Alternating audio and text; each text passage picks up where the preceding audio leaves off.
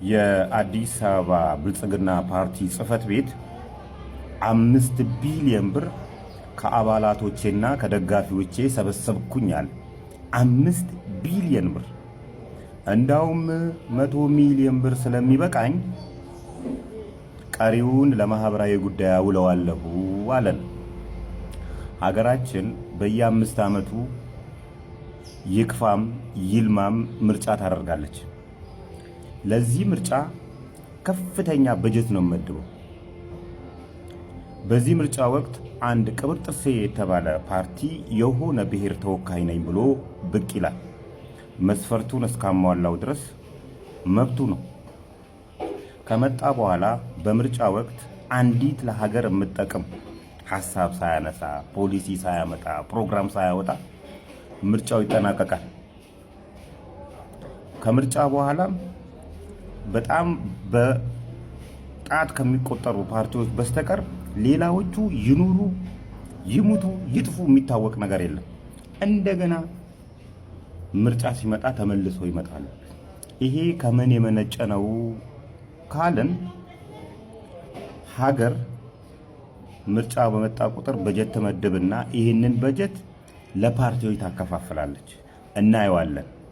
በዚህ ምርጫ ምን ያህል ፓርቲዎች ተሳተፉ፣ ምን ያህል በጀት ወሰዱ፣ በዚህም ምን ያህል ፕሮግራም አወጡ፣ ሐሳባቸውን ምን ያህል አንሸራሸሩ፣ የየትኛው ፓርቲ ሐሳብ የተሻለ ነበረ፣ ለምን ወደቀ የሚሉትን ሐሳቦች ማስረጃው ሲደርሰኝ የምናየው ይሆናል። ነገር ግን በጀት ከተቀበሉ በኋላ እነዚህ ፓርቲዎች የሉም፣ ጠፍተዋል። ይሄ የሚመነጨው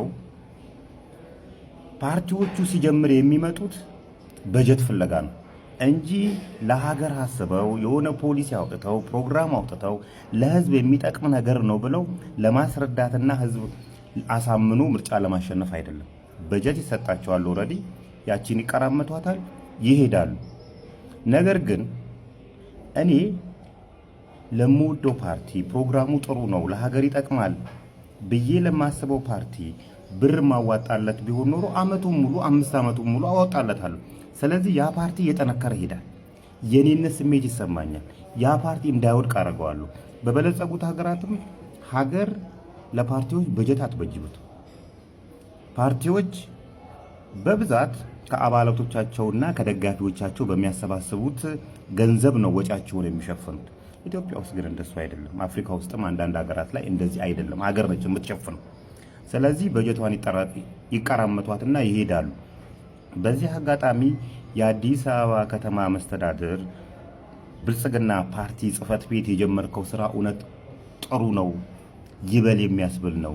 ሌሎቻችሁም ክልል ላይ ከተማ መስተዳድር ላይ ያላችሁ የብልጽግና ፓርቲ ሰዎች ወጫችሁን ከመንግስት መጠበቅ ሳይሆን ራሳችሁ እንወደዋለን ብለው አይደል እንዴ አባላቶቻችሁ የሰበሰባችሁት?